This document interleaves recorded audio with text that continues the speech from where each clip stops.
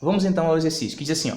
Considere uma chapa metálica de cobre de 4 cm de espessura e 1 metro quadrado de área de secção, cujas faces são mantidas a 120 graus Celsius e 20 graus Celsius. Determine a quantidade de calor que atravessa a referida chapa durante 1 hora.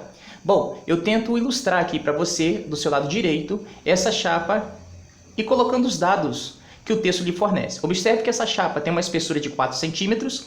Nós vamos trabalhar com a espessura em metros. E nesse caso, 4 centímetros, para você transformar para metros, é só dividir por 100. Então, seria 0,04 metros. Eu tenho de um lado uma temperatura de 20 graus, do outro lado eu vou ter uma temperatura de 120 graus Celsius. Como existe uma diferença de temperatura, então vai existir ali um fluxo de calor, porque só existe fluxo de calor se tiver diferença de temperatura. Esse fluxo de calor vai passar por essa área que o texto te fornece, que é de 1 metro quadrado, né? E o que é o fluxo de calor? O fluxo de calor é uma taxa. Equivale à quantidade de energia que passa por unidade de tempo. O tempo vai poder ser em hora, minutos e segundos. Como que você saberá de que tempo estamos falando? Quando você olha para a constante. A constante vai indicar de que unidade de tempo nós estamos tratando. A constante, o texto te deu, observe à sua esquerda na parte superior, a constante está falando 320 quilocalorias, ou seja, nós vamos trabalhar com a quantidade de calor ali, ou com a energia em quilocalorias. E o tempo marcado, esse Hzinho aqui, está em horas. Então, o nosso fluxo, quando calcularmos, vai estar indicando uma quantidade de energia marcada em quilocal por unidade de tempo que é marcada em hora. Bom, sabendo isso, nós agora podemos calcular esse fluxo de calor através da fórmula geral. O fluxo de calor está aqui, ó, a fórmula dele.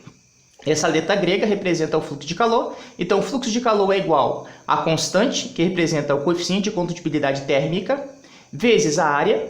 A área, aqui o texto deu, vale 1 metro quadrado, vezes a variação de temperatura e dividido pela espessura do material.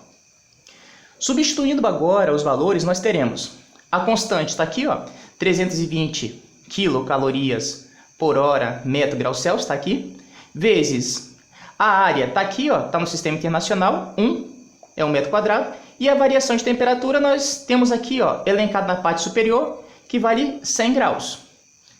A espessura vale 0,04 metros. De onde saiu esse valor? É o 4 centímetros. Só que nós transformamos de centímetros para metro. Ou seja, dividimos 4 centímetros por 100 e achamos 0,04. Bom, quando você multiplicar o numerador, nós vamos achar 32.000 e o denominador continua sendo 0,04. Fazendo a divisão, nós vamos achar que o fluxo de calor vai ser 800.000 quilocal por hora. O que significa? Que por essa área está passando uma quantidade de energia. Que quantidade de energia?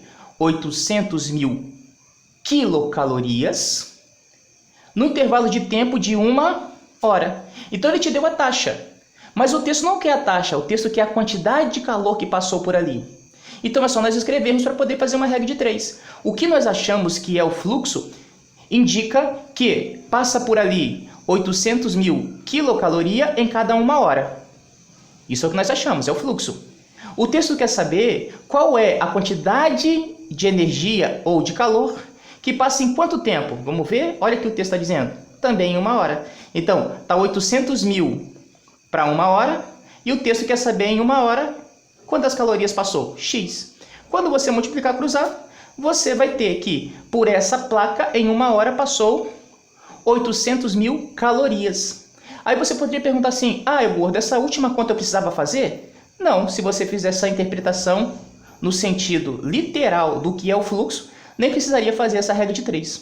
Mas enfim, o fluxo de calor nos deu a ideia e condicionou uma possibilidade de calcularmos a quantidade de energia, que neste caso foi 800.000 quilocalorias.